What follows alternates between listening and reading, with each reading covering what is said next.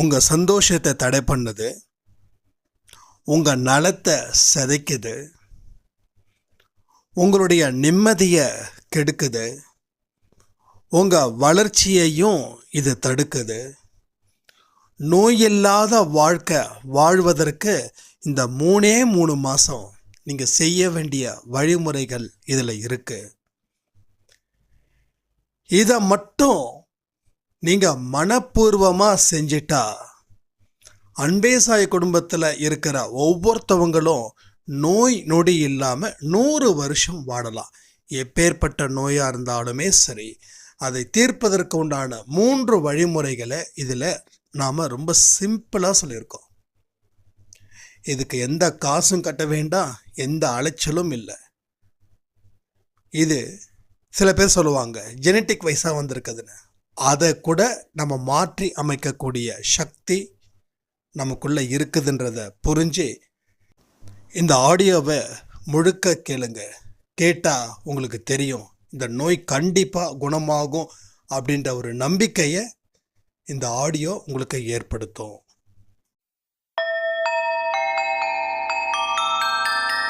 ஓம் சாயிரா சாயிரா, ஓம் சாயிரா சாயிரா, ஓம் சாயிரா சாயிரா, அன்பே சாயிரா, பேரன்பே சாயிரா, அகிலம் தளிக்க ஆத்மா விழிக்க அனுதினம் சாயிரா, எங்கள் அன்பே சாயிரா. ஒன்றே இறைவன், ஒன்றே பூமிக்கென்றும் சாயிரா, சரணம் சாயிரா, நன்றே செய்து வாழ்வோம், நாம் ஒன்றே செய்து வாழ்வோம், அன்பே சாயிரா.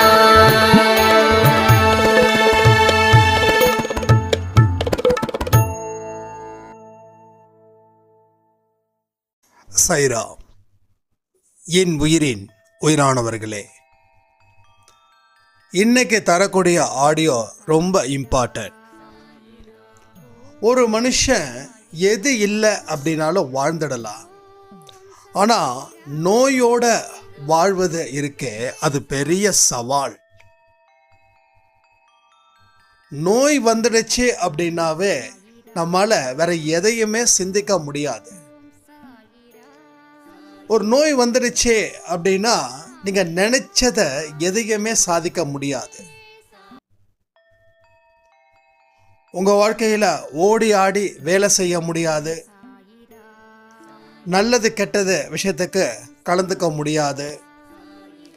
ஒரு இடத்துக்கு போகணும் அப்படின்னா கூட துணி அடிக்க வைக்கிறோமோ சாப்பாடு அடிக்க வைக்கிறோமோ, ஆனால் மாத்திரையையும் அடிக்க வச்சுக்கணும். இது எல்லா குடும்பத்திலையும் நடந்துக்கிட்டு இருக்கக்கூடிய ஒரு நிகழ்வு. ஆனால் இது ஏன் தொடர்ந்து இந்த நோய் அதிகரிச்சுக்கிட்டே இருக்குது அப்படின்னா, மக்களுக்கு போதுமான விழிப்புணர்வு அப்படின்றது இல்லை. வந்துடுச்சு மாத்திரை போட்டுக்கலாம், வந்தா மாத்திரை போட்டுக்கலாம், வந்துடுச்சு மாத்திரை போட்டுக்கலாம் அப்படின்னு சொல்கிறவங்களும், வந்தால் ஒரு மாத்திரையை போட்டால் வேலையை முடிச்சுக்கலாம் அப்படின்றவங்களும் தான் அதிகம். கடவுள் கொடுத்த உடம்புல ஒரு சின்ன கீறல் கூட நான் விடாமல், எப்படி இந்த கடவுள் எனக்கு இந்த உடம்பை கொடுத்தாரோ அதே அளவில் இந்த உலகத்தை விட்டு போகும்போதும் இந்த உடம்பை திருப்பி கொடுக்கணும் அப்படின்ற ஒரு விழிப்புணர்வு இல்லாமலே போயிடுச்சு. நம்ம தாத்தா பாட்டி வாழ்ந்த காலத்தில் இத்தனை ஹாஸ்பிட்டல்ஸ் இருந்திருக்கா? நான் ஒரு வயசான பெரியவர்கிட்ட கேட்டேன். இப்போ ரீசெண்டாக ஒரு 1 மந்த் முன்னாடி இருக்கும். அவருக்கு ஏஜ் 95 இயர்ஸ். அவங்க ஒரு மீட் பண்ண வேண்டிய ஒரு பர்பஸ் இருந்தது, அதனால் நம்ம மீட் பண்ணியிருந்தோம். அப்போ நான் பழைய வயசானவங்க கிட்ட அவங்களோட பழைய வாழ்க்கையை நான் கேட்பேன். ரொம்ப ஆர்வம் அதிகம். இப்போ இருக்கக்கூடிய மனுஷன் எப்படி வாழறா, அப்படி இருந்த மனுஷன் எப்படி வாழ்ந்தா அப்படின்றத யாரை வச்சு தெரிஞ்சுக்க முடியும்? நம்ம தாத்தா பாட்டி வச்சு தெரிஞ்சுக்க முடியும். எனக்கு தாத்தா இறந்து 10 வருஷம் ஆகுது, 10-15 வருஷம் ஆகுது. பாட்டியும் இல்லை. அப்போ நான் யாருக்கிட்ட கேட்க முடியும்? இப்போ எனக்கு தாத்தா பாட்டி இருந்திருந்தாங்கன்னா நிச்சயமாக நிறைய விஷயம் நான் கேட்டிருப்பேன். ஏன்னா நிறைய நான் தெரிஞ்சுக்க வேண்டிய விஷயங்கள் ஏராளமாக இருக்கு. அப்போ எனக்கு திடீர்னு அந்த தாத்தா சொன்னது ரொம்ப அதிர்ச்சியாக இருந்தது. தம்பி, நாங்கள் கிராமத்தில் இருந்தோம். அப்போ அந்த கிராமத்துக்கு ஒரே ஒரு மருத்துவர் இருப்பார், அது நாட்டு மருத்துவர். எங்களுக்கு ஏதாவது ஒரு பிரச்சனை அப்படின்னு வந்துடுச்சுன்னா அவர்கிட்ட தான் போவார், அவர்கிட்ட தான் போவோம். அவர் தான் மருந்து கொடுப்பாரு. 3 நாள் சாப்பிடுவோம், 4 நாள் சாப்பிடுவோம். அதுக்கப்புறம் எங்களுக்கு சரியாக போயிடும். ஆனால் இந்த காலத்தில் ஒரு உறுப்புக்கும் 5 ஸ்பெஷலிஸ்ட், 6 ஸ்பெஷலிஸ்ட், இப்படி தெருவா இப்போ இருக்கக்கூடிய வாழ்க்கை உங்களுக்கே தெரியும். இருந்தாலும் சொல்கிறேன் அப்படின்னு அவருடைய கான்வர்சேஷன் இதெல்லாம். தெருவுக்கு 10 ஹாஸ்பிட்டல், ஒவ்வொரு ஹாஸ்பிட்டல்ஸ்லேயும் கூட்டம் நிரம்பி வழியுது. அவருக்கு அடிக்கடி தோணுமா, இது வேற்று கிரகமா? நாம் இருந்தது தாண்டி இது வேற்று கிரகவாசிகளா? இங்கே நாம் எப்படி மாறணும் அப்படின்னு அவர் யோசிப்பாராம். இன்னைக்கு வரைக்கும் அந்த தாத்தாவுக்கு சுகர் இல்லை, பிபி இல்லை. ஆனால் அந்த தாத்தாவோட பேரனுக்கு சுகர் இருக்குது, பிபி இருக்குது,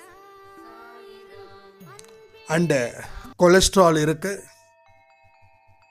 ஒரு 10-12 வயசுலேயே அவர் பவர் கிளாஸ் போட ஆரம்பிச்சிட்டாரு, அதாவது கண்ணாடி போட ஆரம்பிச்சிட்டாரு. டஸ்ட் அலர்ஜி இருக்குது, ஆஸ்துமா கம்ப்ளைண்ட் இருக்குது. ஒரு நாளைக்கு என் பேரை 10 மாத்திரை போட்டுக்கிறான். ஆனால் எனக்கோ இப்போ வரைக்கும் பிபி இல்லை, சுகர் இல்லை. கேட்டால் என் பேரை சொல்கிறான், நீங்கள் அந்த காலத்து ஆள், நான் இந்த காலத்து ஆள் அப்படின்னு. அப்போ இவர் கேட்டாரா, அந்த காலத்து ஆளுங்களுக்கு தானேப்பா நோய் அதிகமாக வந்திருக்கணும், இந்த காலத்து ஆளுங்களுக்கு நோய் ஏன்ப்பா வருது? அந்த காலத்தில் நாங்கள் கண்டதாக சாப்பிட்டோம், ஆனால் இன்றைக்கி என்ன சாப்பிடணுன்ற விழிப்புணர்வு உங்களுக்கு இருக்குதுல்ல, அப்புறம் ஏன் நோய் வருது அப்படின்னு கேட்டாங்களாம். அப்போ நம்ம வாழ்க்கையில் யோசிச்சு பாருங்க. உங்கள்கிட்ட ஒரு கேள்வி கேட்குற, கமெண்ட் பண்ணுங்க. உங்கள் வீட்டில் யாருக்கு என்னென்ன நோய்கள் இருக்குது? அது உங்களுக்கு இருந்தாலும் சரி, உங்கள் குடும்பத்தில் இருந்தாலும் சரி, அத்தனை பேரும் தயவு செய்து கமெண்ட் பண்ணுங்க. ஏன்னா அந்த தாத்தா சொன்னது அவருடைய பேரனுக்கு மட்டும்தான் நடந்திருக்கா, இல்லை எல்லாருக்கும் நடந்திருக்கா அப்படின்னு நான் தெரிஞ்சுக்கணும். நம்ம வீட்டில் அப்பாவுக்கு பிபி இருக்குது, அம்மாவுக்கு சுகர் அண்ட் பிபி இருக்குது. வேறு யாருக்கும் எந்த பிரச்சனையும் இல்லை. எனக்கு இருந்துச்சு, நான் அதை மாத்திரைகள் மூலமாக தாண்டி சாயப்பாவுடைய சக்தியின் மூலமாக சில வழிகளை நான் செஞ்சதன் மூலமாக அதை நான் குட் பை சொல்லிட்டேன். இப்போ யாருக்கு என்னென்ன இருக்குதுன்றத கமெண்ட் பண்ணுங்கள். இப்போது இது வரைக்கும் பேசின விஷயங்கள் இதுக்கு முன்னாடி நடந்தது, இப்போ நடந்துட்டுருக்கிறது. பட் இனி நாம் 100 வருஷத்துக்கு முன்னாடி நம்ம தாத்தா பாட்டிகள் எப்படி வாழ்ந்தாங்களோ அப்படி நம்ம வாழ போகிறோம். யார் யாருக்கெல்லாம் இதில் உடன்பாடு இருக்குதோ அவங்க மட்டும் ஆடியோவை தொடர்ந்து கேளுங்க. இல்லைன்னா எனக்கு உடன்பாடு இல்லை, நான் இங்கிலீஷ் மெடிசனை தான் நம்புகிறேன், இங்கிலீஷ் மெடிசனில் இல்லாதது எதுவுமே உலகத்தில் இல்லை அப்படின்றவங்க உங்கள் பொன்னான நேரத்தை இந்த ஆடியோவை கேட்பதன் மூலமாக வீணடிக்க வேண்டாம், தயவு செய்து வேண்டாம். முதல்ல நல்ல தெளிவாக கேட்டுக்கோங்க. இது வரைக்கும் என்ன மாத்திரை சாப்பிட்டீங்களோ அந்த மாத்திரையை நீங்கள் தொடர்ந்து சாப்பிட்டுட்டு தான் இருக்கணும். நான் நிறுத்த சொல்லவே இல்லை. இந்த மாத்திரையை உங்கள் டாக்டர் எப்போ போதும் அப்படின்னு சொல்லி நிறுத்துகிறாரோ அன்னைக்கு நிறுத்துங்க. நீங்களா டாக்டர்கிட்ட இந்த மாத்திரையை நிறுத்தட்டுமா, அது பண்ணட்டுமா, இது பண்ணட்டுமா அப்படின்னு கேட்க வேண்டாம். கரெக்டாக 3 மாதம் ஃபாலோ பண்ணுங்க. இந்த பிப்ரவரியை விட்டுருங்க, மார்ச், ஏப்ரல், மே, இந்த 3 மாதமும் நான் சொல்லக்கூடிய விஷயத்தை நீங்கள் சிந்தாமல் சிதறாமல் ஃபாலோ பண்ணணும். எத்தனை பேர் ஃபாலோ பண்ண தயாராக இருக்கீங்க? ஒரு பெரிய சாட்சியாக அன்பே சாயை கொண்டு போய் நிறுத்தணுன்றது என்னுடைய எண்ணம், என்னுடைய கனவு. என்னுடைய கனவை நினைவாக்க நீங்கள் தயாராக இருக்கீங்களா? தயாராக இருக்கிறவங்க கமெண்ட் பண்ணுங்க. ஏன்னா என்னோட கனவு என்னென்னா, அன்பே சாய் குடும்பத்தில் யாருக்கும் எந்த விதமான நோயும் இல்லை, அவங்க ரொம்ப சிறப்பாக வாழ்ந்துக்கிட்டு இருக்காங்களா அப்படின்னு உங்கள் காதுலேயே வேற ஒருத்தவங்க சொல்லணும். அப்போ நீங்கள் சொல்லணும், எப்பா நானும் அன்பே சாய் தான், எப்படி எங்கள் குடும்பத்தை பற்றி உனக்கு தெரியும்னு நீங்கள் கேட்கணும். அந்த நிலையை நம்ம கொண்டு வந்து சேர்க்கணும். இந்த வருஷத்துக்குள்ளே நம்ம சேர்க்கணும்.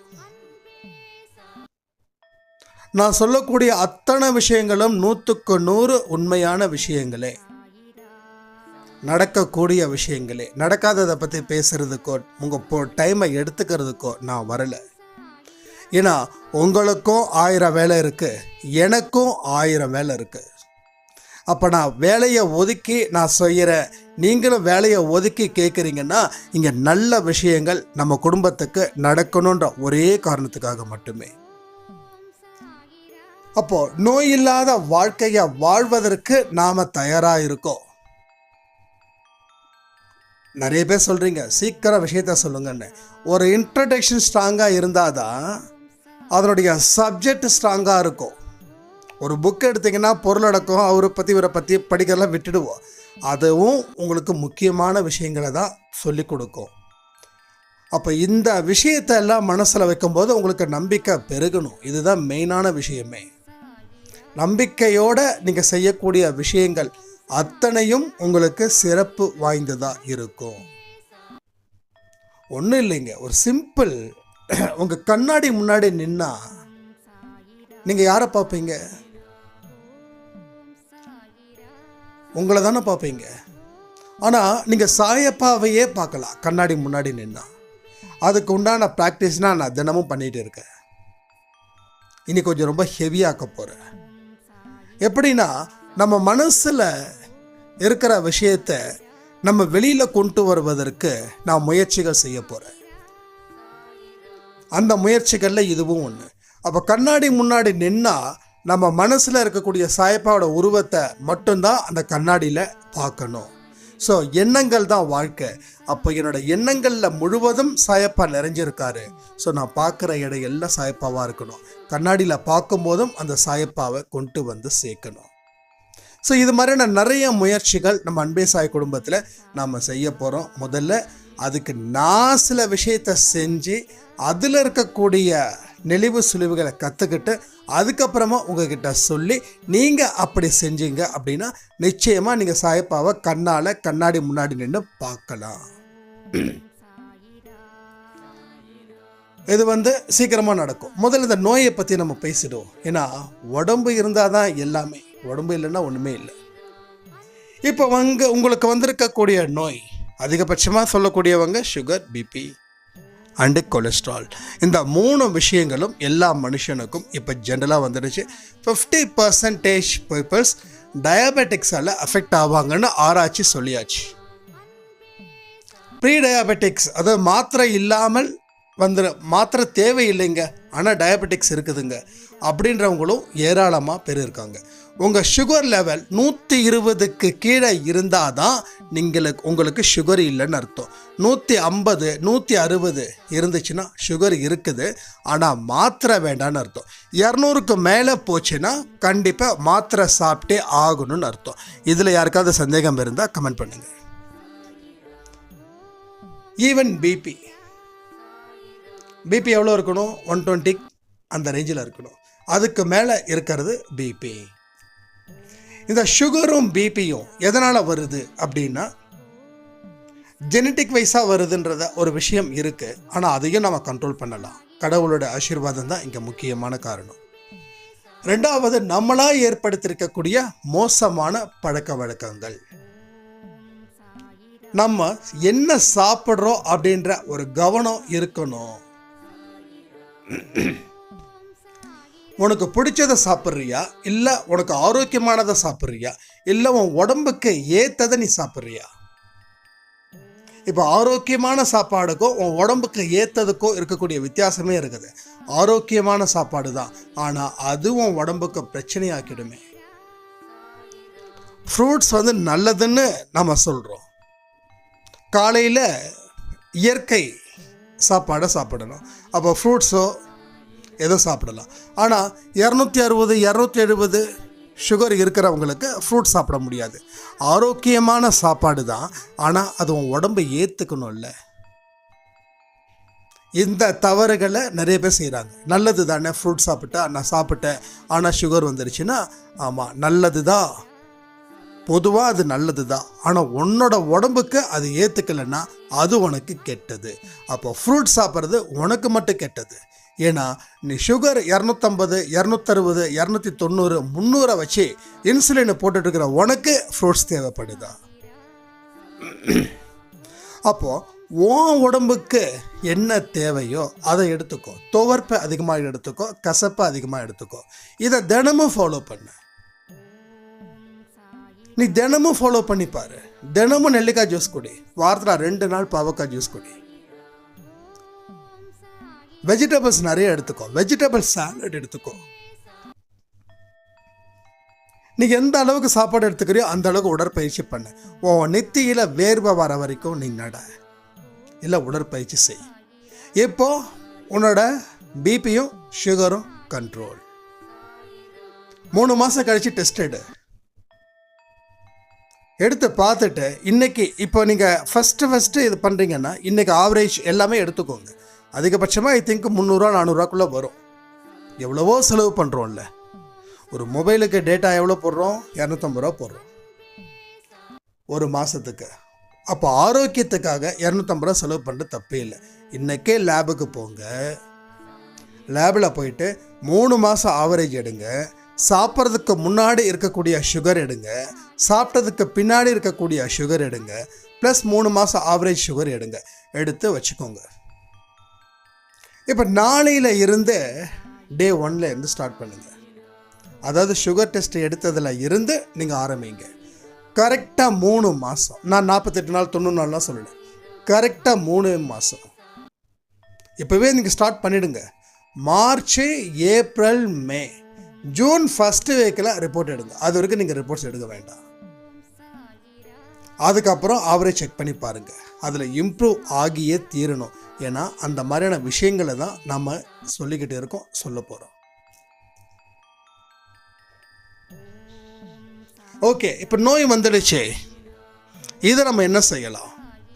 உங்களுக்கு வந்தது ஒரு நோயே இல்லை, ஒரு ஆக்சிடெண்ட்டு. அந்த ஆக்சிடெண்ட்டு எல்லாமே இட்ஸ் அ வெரி க்யூரபிள். உங்கள் கண்களுக்கு முன்னாடி மாத்திரை டப்பாவை நீங்கள் பார்க்கவே கூடாது. மாத்திரை டப்பாவை எங்கே வைக்கணுமோ அங்கே வச்சுடுங்க. உங்கள் கண்களுக்கு அந்த மாத்திரை தெரியவே கூடாது. எல்லாரும் மாத்திரை டப்பாவை ஒரு ஸ்வீட் பாக்ஸ் மாதிரி. ஏன்னா இது எதுக்கு நான் சொல்கிறேன்னா, நேற்று நம்ம வீட்டில் அம்மாவுக்கு மாத்திரை 1 மாதத்துக்கு உண்டான மாத்திரை வாங்கி கொடுத்தேன். அந்த மாத்திரை டப்பாவை பார்த்தீங்கன்னா ஒரு ஸ்வீட் பாக்ஸை எவ்வளோ நெருக்கமாக வச்சு தீபாவளிக்கு கிஃப்ட் கொடுப்பாங்களோ அது மாதிரி இருந்தது. ஆக்சுவலாக எனக்கு இந்த ஆடியோ கொடுக்கணுன்ற தாட்டே எனக்கு வரலை. அந்த மாத்திரை டப்பாவை பார்த்த உடனே நான் கொடுக்க ஆரம்பிச்சிட்டேன். நம்ம வாழ்க்கை எந்த அளவுக்கு மோசமாக போயிட்டு இருக்குது அப்படின்னு. அதனால் அந்த மாத்திரை டப்பா உங்கள் கண்கள் பார்வையில் இருந்து வேறு தள்ளி இருக்கட்டும். அது நீங்கள் எந்த இடத்துக்கு உங்கள் வீட்டுக்கு அதிகமாக போகாமல் இருக்கீங்களோ அந்த இடத்துல எடுத்து வச்சுருங்க. உங்களுக்கு தேவையான மாத்திரை எப்போ வேணுமோ அப்போ மட்டும் எடுத்துகிட்டு அந்த மாத்திரைக்கும் உங்களுக்கு சம்மந்தம் இல்லைன்னு சொல்லி சாய்ப்பா கிட்ட மனசில் நினச்சிக்கிட்டு இந்த மாத்திரை டப்பாவை தலையில் சுற்றி நான் தூக்கி போடணும் அப்படின்னு நான் சொல்கிறத செய்யுங்க. நான் சொல்கிறத நிச்சயமாக நீங்கள் செய்யணும். ஒரு மாத்திரை சாப்பிட்றீங்க இல்லையா, அந்த மாத்திரையை எடுத்து உங்கள் தலையில் ரைட்டில் இருந்து லெஃப்ட்டு, ஓகே, நெத்திக்கிட்ட வச்சுக்கோங்க கையை. அந்த மாத்திரை இங்கே வச்சுக்கோங்க, கண்களை மூடிக்கோங்க. சீக்கிரமாக இந்த மாத்திரையை நான் தூக்கி எறியணும் அப்படின்னு ஒரே ஒரு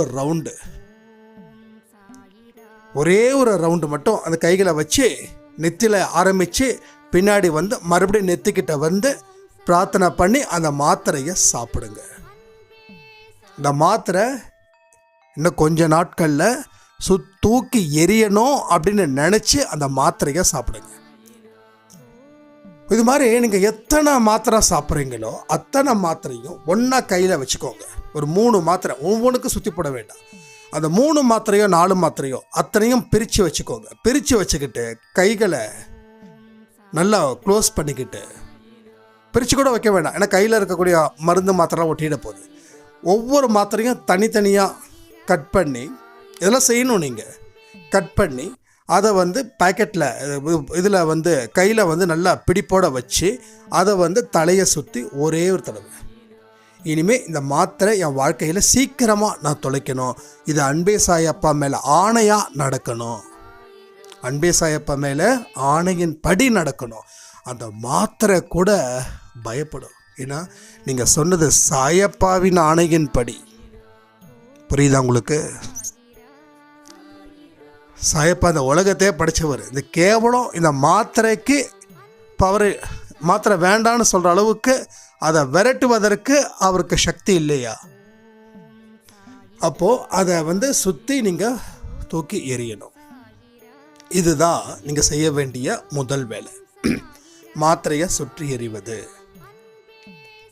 அடுத்தது ரெண்டாவது என்ன செய்யணும்? நீங்கள் சாப்பிட்ற ஒவ்வொரு சாப்பாடும் உங்கள் உடம்புக்கு ஏற்றுக்கிட்ட மாதிரி சாப்பிடணும். அதாவது இனி புளிப்பு, காரம், உப்பு இது எதுவுமே இருக்கக்கூடாது. இந்த 3 மாதத்துக்கு எதுவுமே இருக்கக்கூடாதுன்னா ரொம்ப கண்ட்ரோல் பண்ணாதீங்க. ஏன்னா நம்ம உடம்புல இருக்கக்கூடிய ஒவ்வொரு செல்ஸும் அதை சாப்பிட்டு ரசித்த மயக்கத்தில் இருக்குதுங்க. நீங்கள் அதுக்கு சாப்பாடு கொடுக்கலன்னா அதுக்கு பெரிய அளவில் பிரச்சனை பண்ணுங்க.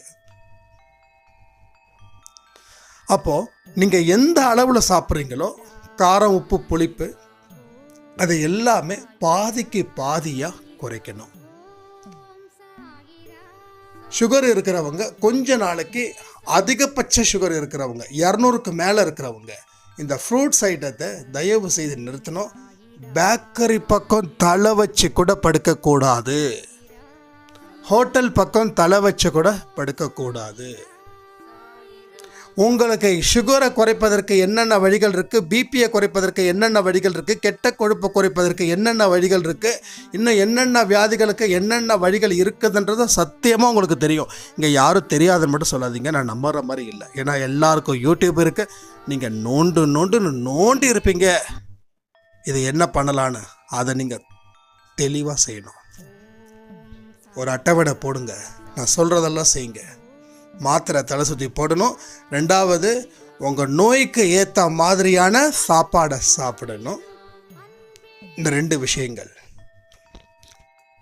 சாப்பிட்றதுக்கு முன்னாடி சாயப்பா கிட்ட உணவே என்னது, உணவே மருந்து, இதுதான் என்னோட மருந்து, அந்த மாதிரி நினைப்பை வச்சுக்கிட்டு நீங்கள் அதை உட்கொள்ளணும்.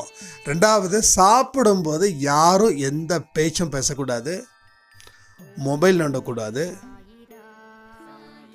வேறு எந்த சிந்தனைகளும் உங்கள் மனசு ஈடுபடக்கூடாது.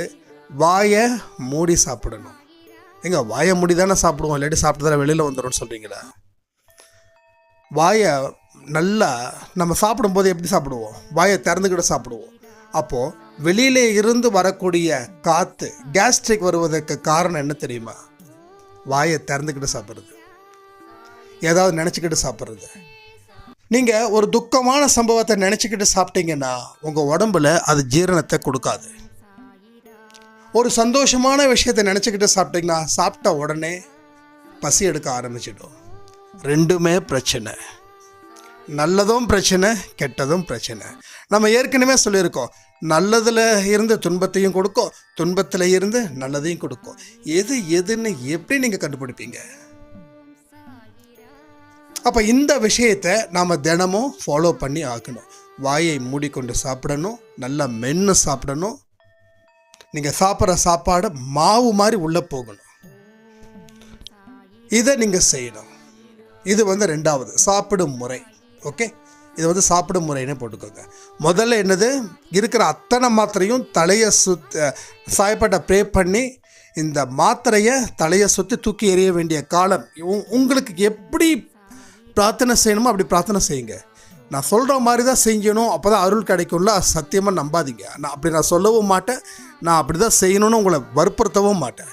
This is a concept. இந்த மாதிரி நீங்கள் போங்கன்னு சொல்கிறேன். ஃபஸ்ட்டு தலையை சுற்றி எறிதல். ரெண்டாவது, மென்று சாப்பிட்றது, யாருக்கிட்டையும் பேசாமல் சாப்பிடணும்.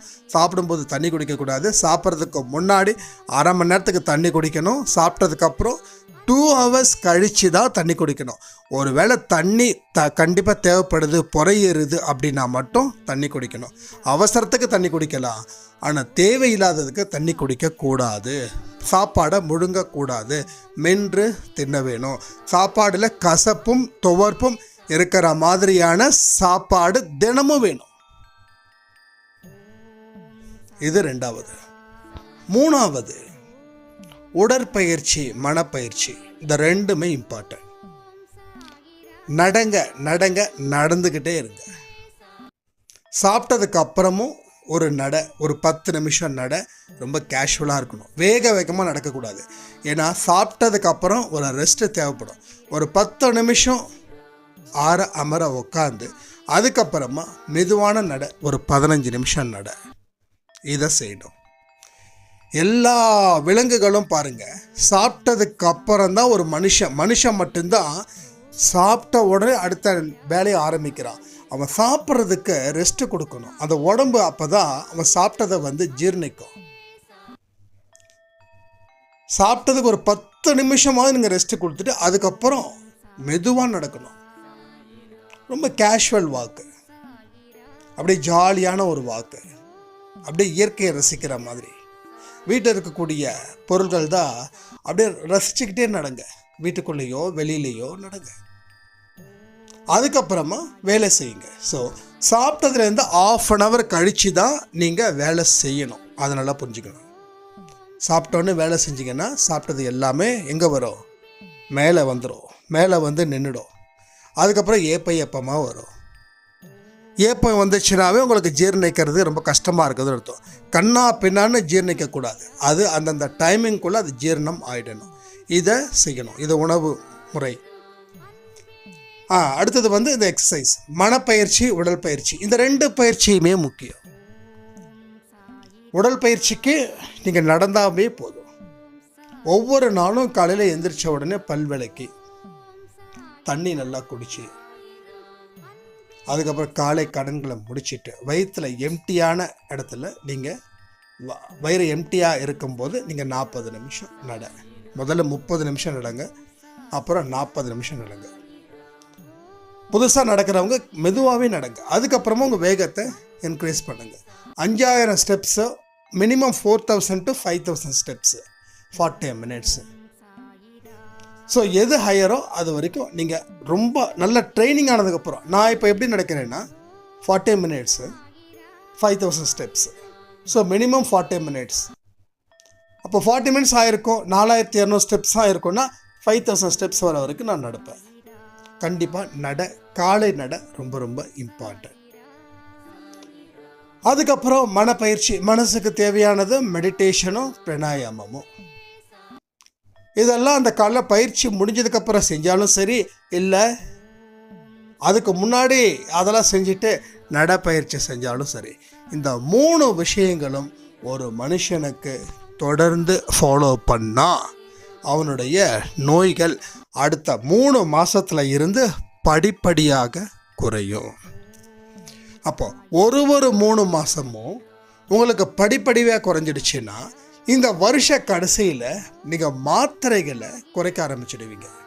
சில பேருக்கு மாத்திரையே இல்லாமல் சுகர் எங்கே போச்சுன்னு தெரியாது, பிபி எங்கே போச்சுன்னு தெரியாது, கெட்ட கொழுப்பு எங்கே போச்சுன்னு தெரியாது, இன்னும் என்னென்ன வியாதிகள் இருக்குதோ இது எல்லாம் எங்கே போச்சுன்னு தெரியாது.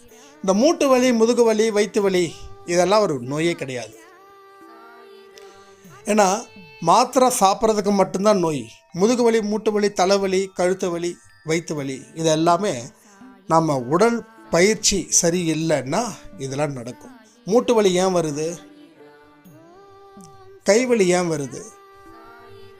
அது ஏன் நிறைய பேருக்கு லெஃப்ட் கை சில பேருக்கு வலிக்கும், சில பேருக்கு பல பேருக்கு ரைட் கை வலிக்கும்.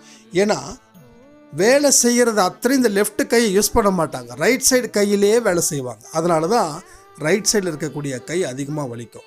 சில பேருக்கு லெஃப்ட் கை வலிக்கும், ஏன்னா ரத்த ஓட்டம் போகாமல் அப்படியே நின்றுடும். அதனால் கையில் ஏதோ ஊசி குத்துற மாதிரியே இருக்கும். இதெல்லாம் என்னென்னா 2 கையை ஆண்டவன் எதுக்கு கொடுத்தான்னா 2 கையிலையும் ஈக்குவலாக வேலை செய்வதற்கு. சாப்பிட்றதுக்கு மட்டும்தான் நல்ல கையை பயன்படுத்தணும். 2வது டாய்லெட், இதுக்கு தான் இந்த கையை லெஃப்ட் ஹேண்டை யூஸ் பண்ணுறோம். மற்றபடி எல்லா வேலைக்கும் ஈக்குவலான ஒரு இது கொடுத்து நீங்கள் வேலை செய்யணும். அப்போ தான் கைகள் கரெக்டாக இருக்கும். மூட்டு வலி என்ன பிரச்சனை அப்படின்னா யாரும் அதிகமாக நடக்கிறதே இல்லைங்க. உங்களோட ஒரு நாள் பார்த்தீங்கன்னா சொல்கிறாங்க 10,000 ஸ்டெப்ஸு ஒரு நாளைக்கு நடக்கணும். ஆனால் நான் சொல்லட்டுமா, நான் 30 நிமிஷம் ஆடியோ கொடுக்குறேனே, அதில் நான் எவ்வளோ நடக்கிறேன். காலையில் வாக்கிங் போகும்போது நடக்கிறேன் அப்போ ஒரு நாளைக்கு நான் 2 அதாவது ஆடியோ கொடுக்கும்போது நடக்கிறது. நான் வீடியோவில் அதிகமாக பேசலைன்னா பேசாத காரணம் எனக்கு ஒரு இடத்துல நிற்க முடியாது. ஏன்னா அந்த அளவுக்கு நமக்கு அது இல்லை. நடந்துக்கிட்டே தான் இருப்பேன். நடக்கிறது மட்டும்தான் நமக்கு பிடிக்கும். நான் வீடியோவை காட்டினா எப்படி எனக்கு முன்னாடி ஃபோனை தூக்கிட்டு யாராவது போகணும்? இதெல்லாம் நடக்கக்கூடிய காரியமா? அதனால தான் நான் சொல்கிறேன், நடை உங்கள் ஒரு மனுஷனுக்கு ரொம்ப ரொம்ப அவசியம். ஒரு நாளைக்கு 10,000 ஸ்டெப்ஸு. நீங்கள் 10,000 வேண்டாம், அட்லீஸ்ட் ஒரு 5,000, அட்லீஸ்ட் ஒரு 6,000. இதெல்லாம் நீங்கள் செய்ய செய்ய உங்களுக்கு அந்த தலைவலி, வயிற்று வலி, அந்த வலி, இந்த வலி, இதெல்லாம் எக்ஸ்ட்ரா வலிகள். இதெல்லாம் நிறைய பேருக்கு நோய்கள் இருந்தால் தான் வரும். பிபி, சுகர் இருந்தால் தான் வரும். ஆனால் இப்போது இதெல்லாம் ஆரம்பித்து தான் அது வருது. எந்த ஒரு நோயும் ஒரு சின்ன ஒரு ஓட்டை போட்டு ஒரு திருடன் உள்ளே குதிக்கிற மாதிரி, ஒரே ஒரு ஓட்டையில் ஒரு நோய் வருதுன்னா அது பல பிரிவுகளாக பிரியுது. பிரிச்சு அது பல விஷயங்களை உங்களை போட்டு படாத பாடுபடுத்தி எடுக்குது. அதனால் இதையும் நாம் முடிவு பண்ணணும். ஸோ என்ன சொல்கிற, மறுபடியும் உங்களுக்கு நோய்கள் சீக்கிரமாக குணமாக போகுது. நீங்கள் ஆரோக்கியத்தை பெற போகிறீங்க. 3 விஷயங்களை நம்ம தொடர்ந்து 3 மாதத்துக்கு செஞ்சால் 4வது மாதத்தில் முதல் வாரத்தில் நீங்கள் உங்களுடைய பிளட் டெஸ்ட்டு, சுகர் டெஸ்ட்டு எல்லாத்தையும் எடுத்து பார்த்து நீங்கள் கம்பேர் பண்ணுங்கள். அதுக்கப்புறம் உங்கள் வாழ்க்கையில் நடந்த மாற்றத்தை பார்த்து நீங்கள் மிகப்பெரிய சந்தோஷம் அடைவீர்கள். இது உண்மையான விஷயங்கள். இதை ஒரு எக்ஸ்பெரிமெண்ட் பண்ணி நான் சொல்லியிருக்கேன். ஸோ இதுக்கு முன்னாடி ஒரு சாய்ராம்கிட்ட என்ன சொல்லணும், அவங்க அந்த ரிப்போர்ட்டை காட்டும்போது எனக்கு ரொம்ப ஷாக்கிங்காக இருந்தது. 260 சுகர் இருக்கிற இடத்துல 140. 6 மாத்திரை சாப்பிட்டதில் கிட்டத்தட்ட 2 மாத்திரை. இதை இப்படியே மெயின்டைன் பண்ணால் டாக்டர் மாத்திரையை நிறுத்துறதை தவிர வேறு வழி இல்லைன்னு கவலைப்பட்டதாக சாய்ராம் சொன்னாங்க. ஸோ எல்லா விஷயங்களும் நமக்குள்ளே இருக்குது. ஏன்னா சில பேர் சொல்லுவாங்க இது ஜெனட்டிக்காக வர்றது, தான் தீரும். நான் ஒரே சொல்கிறேன், சாயப்பாவை தாண்டி ஜெனட்டிக்கோ எந்த ஹிட்டோ, சாயப்பா கொடுக்கறது தான் ஹிட்டு, வேறு எதுவுமே ஹிட்டு இல்லை. ரைட்டா? இந்த இடத்துல தான் நம்ம மற்றவங்க கருத்துக்களில் இருந்து நம்ம மாறுறோம். ஏன்னா எல்லோரும் அதான் சொல்லுவாங்க, ஜெனட்டிக்காக இருக்கும். உங்கள் அம்மாவுக்கு இருக்கா, உங்கள் அப்பாவுக்கு இருக்கா? சரி, ஒன்றும் இல்லைங்க.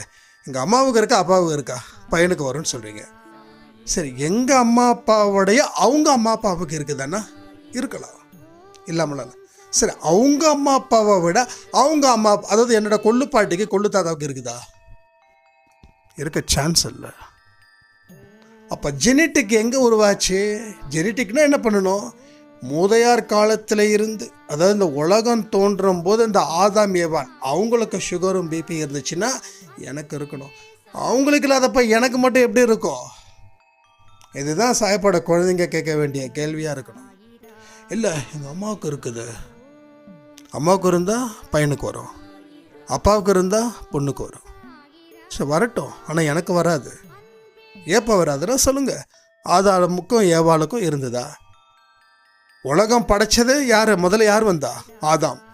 ஆதாமோட விழா எலும்பில் இருந்து தான் ஏவாள் வந்தாங்க. அங்கே இருந்து தான் அடுத்தடுத்த மனிதர்கள் பிறந்தாங்க. கரெக்டு தானே? அப்போ உலகத்துக்கே தாயும் தந்தையுமா இருக்கிறது ஆதாம் ஏவாள். இது நம்ம பைபிளில் படித்ததானே நம்ம சொல்கிறோம். ஒவ்வொரு மதத்தில் எப்படின்னு தெரியாது, ஆனால் எனக்கு தெரிஞ்ச வரைக்கும் இதுதான். ஸோ ஏதோ ஒரு இடத்துல அம்மாவும் அப்பாவும் எல்லாருக்கும் ஒருவரே, அவங்க மூலமாக தான் நாம் எல்லாம் பிறந்திருக்கோம். அப்போ அவங்களுக்கு இல்லைன்னா இடையில வந்தது இடையிலே போகணும் தானே. ஏன் இடையில வந்தது இடையிலே போகலன்னா அதை போகாமல் நிறுத்த வேண்டிய பொறுப்பை நம்ம எடுத்துக்கிட்டோம். சுகரும் பிபி வந்துருச்சா கண்டிப்பாக உலகத்துக்கு வரும்பா. இது it's a genetic. Yeah 100% genetic தான். நீங்கள் என்ன வேணாலும் சொல்லுங்கள் டாக்டர் சார், நீங்கள் மருத்துவத்துறையில் இருக்கீங்க, நீங்கள் படித்ததை தான் நீங்கள் சொல்லுவீங்க, நீங்கள் படிக்காதது சொல்ல மாட்டீங்க. அதில் என்ன இருக்குதோ அது சொல்ல வேண்டியது உங்கள் கடமை. அது நீங்கள் செய்யுங்க, அது நீங்கள் சிறப்பாக செய்கிறீங்க. நீங்கள் பெஸ்ட்டு டாக்டர். சுகர் ஸ்பெஷலிஸ்ட் யாருன்னா நீங்கள் தான். கிட்னி ஸ்பெஷலிஸ்ட் யாருன்னா நீங்கள் தான். கேன்சர் ஸ்பெஷலிஸ்ட் யாருன்னா அதுவும் நீங்கள் தான். ஏன்னா யாரோ ஒருத்தங்க எழுதுனாங்க, அதை நீங்கள் படிக்கிறீங்க. உங்களுக்கு பொறுத்த வரைக்கும் நம்பர்ஸ் 240னா ஒரு மாத்திரை, 340னா ஒரு மாத்திரை, 440னா ஒரு மாத்திரை, 540னா ஒரு மாத்திரை, 640னா அவன் முடிஞ்சு போயிட்டான், மாத்திரையை சாப்பிட வேண்டாம், நீ நாட்களை எண்ணிட்ட. இதுதான் நீங்கள் கணக்கின் படி சொல்கிறீங்க. எல்லாமே நம்பர்ஸை படி சொல்கிறாங்க. அதே நம்பரை நாம் ஏன் சேலஞ்சை எடுத்துக்கக்கூடாது? எடுத்துக்கிட்டால் ஜெயிக்கலாம். பயந்தா தோற்பது மட்டும்தான் உறுதி. ஸோ வெற்றி வேணுமா போற்று பாரடா எதிர் நீச்சல். ரைட்? அந்த பாட்டை கேளுங்க, எல்லாத்துக்கும் தெளிவுகள் கிடைக்கும் அப்படின்னு சாய்ப்பா கிட்ட உங்ககிட்ட சொல்லி, இனி வர வேண்டிய ஒவ்வொரு விஷயமும் நம்ம வாழ்க்கையில் வளம் சேர்ப்பதற்காக மட்டுமே. இதை நீங்கள் நல்லா புரிஞ்சுக்கிட்டு வாழ்க்கையில் பயன்படுத்தணும். ஸோ இப்போ சொல்லுங்கள், நோய் இல்லாமல் வாழ முடியுமா வாழ முடியாதா? சும்மா அழுத்தம் திருத்தமாக நம்பிக்கையோட சொல்லுங்கள் பார்க்கலாம். இப்போ நோய் அப்படின்றது நாம் நினச்சா அதை ஓட ஓட விரட்டலாம், இல்லை நாம் நினச்சா அதை வரவேற்கலாம். ஆனால் இப்போ எல்லாரும் என்ன பண்ணுறாங்கன்னா அதை வரவேற்பறதில் ரொம்ப கில்லாடியாக இருக்கும். சுகர் வந்துருச்சா, ஓகேப்பா நல்ல டாக்டரை போய் பார்க்கணும்ப்பா. நம்ம லேபுக்கு போகிறோம், சுகர் வந்துருச்சு, ஓகே 240 லேபில் இருக்கிற சொல்கிறார், சார் சுகர் வந்துருச்சிங்க சார், இனிமேல் நீங்கள் கரெக்டாக இருக்கணும் சார், நல்லா அதை கம்மி பண்ணுங்க சார் சொல்ல மாட்டாங்க. எனக்கு தெரிஞ்ச, ஆனால் அவங்கெல்லாம் பாவம் கமிஷனுக்காகலாம் பண்ணுறதுலாம் இல்லை.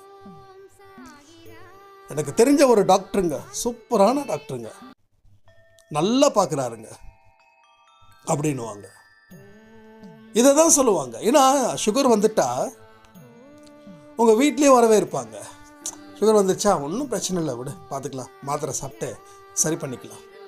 எந்த சுகரும் எந்த பிபியும் சரி பண்ணவே முடியாது. ஏன்னா மெயின்டைன் பண்ண மட்டும்தான் முடியும். ஏன்னா ஒரு மருத்துவம் அப்படின்னா அதை குணமாக்கினா தான் அதை மருத்துவமே தவிர, குணமாக்குறேன்னா அது மருத்துவமே கிடையாது. நான் மருத்துவத்துக்கு எதிராக பேசலை. ஏன்னா இன்றைக்கி சுகரையும் பிபியும் மனுஷன் கண்ட்ரோல் பண்ணாமல் இருப்பதால தான் மாத்திரை கண்ட்ரோல் பண்ணிச்சு. இல்லைன்னா மாத்திரை இல்லைன்னா மனுஷன் 40 தாண்டி இருக்க மாட்டான், 50 தாண்டி இருக்க மாட்டான். ஸோ இங்கிலீஷ் மெடிசன் எல்லாருக்கும் உதவி செய்யுது, வாழ வைக்குது. ஆனால் எப்படின்னா நோய் வந்துருச்சுனாவே அந்த வேகம் குறையுது. நான் என்ன சொல்கிறேன், அது பாட்டுக்கு இருக்கட்டும், அது பாட்டுக்கு ஒரு ஓரமாக இருக்கட்டும். அது நிறைய பேர் குணமாக்குது, எதையுமே நான் குறை சொல்லலை. ஆனால் உங்கள் வாழ்க்கையில் நோய் வந்துருச்சுன்னு மொழிக்கிட்ட மாத்திரை தான் கதின்னு நீங்கள் நினைக்காதீங்க. அதையும் தாண்டி ஒரு வாழ்க்கை இருக்குது. அந்த வாழ்க்கைக்கு நீங்கள் தயாராக இருக்கணும்னு தான் சொல்கிறேன். எல்லா விஷயத்துக்கும் நன்றி செலுத்துறது தான் நம்ம கடமை. எல்லா விஷயத்துக்கும் நன்றி செலுத்தணும். இப்போ டாக்டர் எந்த ஒரு நம்பர்ஸில் உங்களுக்கு மாத்திரையை அதிகப்படுத்தினாரோ அதே நம்பரில் உங்கள் மாத்திரையை குறைக்கணும். 340க்கு ஒரு பக்கம் மாத்திரைன்னா அது 200 வரும்போது அரை பக்கம் மாத்திரையாக வருமா? அந்த 200க்கு கம்மியும் கூட வேண்டாம், ஒரு 110 120 வரும்போது கால்வாசி சீட்டு வருமா? அதுக்கப்புறம் சீட்டு இருக்காது, மாத்திரையாக இருக்காது, டாக்டர் இருக்க மாட்டாங்க. ஏன்னா நம்ம டாக்டர் பக்கம் போக வேண்டிய அவசியமே இல்லை. ஸோ முன்னோர்கள் வாழும்போது எந்த பிரச்சனையும் இல்லை. ஆனால் இப்போ வாழும்போது பிரச்சனைகள் அதிகரிப்பதுன்னா அதுக்கு காரணம் வாய்க்குள்ளே என்ன போகுது, வாயில் இருந்து என்ன வருது. இது ரொம்ப முக்கியம். எல்லாமே வாய் தான். உங்கள் பேச்சுக்கள், உங்கள் எண்ணங்கள் எப்படி அவுட்புட்டாக வருது? உங்கள் வாயின் மூலமாக. நீங்கள் கண்டபடியான சாப்பாடை எது மூலமாக சாப்பிட்றீங்க? அதுவும் உங்கள் வாயின் மூலமாக. ஸோ உடலும் மனமும் இது ஒரு இடத்துல ஒரு காமனான விஷயமா இருக்குது. நம்ம பிரகாஷ் ப்ரோ சொல்லும்போது என்ன பேசுகிறோமோ அதான் கர்மா. என்ன சாப்பிட்றோமோ அதான் கர்மா. ரொம்ப அழகான ஒரு வார்த்தை சொன்னார். ஏன்னா அந்த டைமில் தான் வந்து எனக்கு டிஜிஎல் ரொம்ப அதிகமாக இருந்தது. கெட்ட கொழுப்பை இன்னும் ஒரு தாண்டி வேற ஒரு விஷயம் அதில் இருந்தது. அப்போ சொன்ன வார்த்தை எனக்கு இன்றைக்கு வரைக்கும் ஞாபகம் வருதுன்னா, நான் எந்த அளவுக்கு ஆழமாக கவனிக்கிறேன். அன்பே சாய் குடும்பத்தில் இருக்கக்கூடிய உறவுகளாக இருக்கட்டும், வெளியில் இருக்கக்கூடிய மனிதர்களாக இருக்கட்டும், யாராக இருக்கட்டும். ஏன்னா எல்லார்கிட்டையும் சாய்ப்பாக இருக்காங்க. என்கிட்ட இருக்காங்க, உங்ககிட்ட இருக்காங்க, எல்லாருக்கிட்டையும் இருக்காங்க.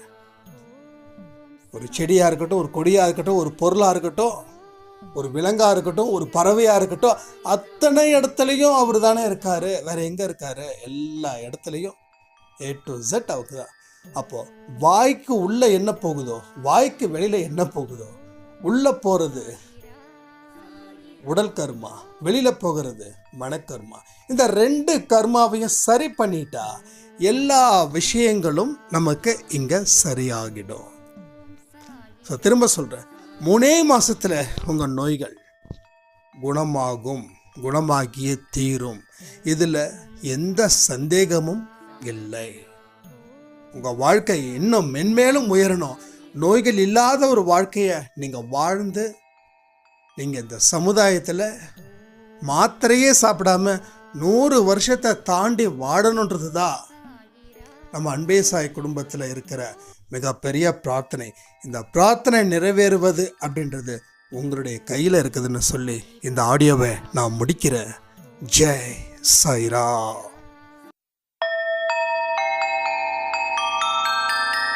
ஓம் சாயிரா. சாயிரா ஓம் சாயிரா. சாயிரா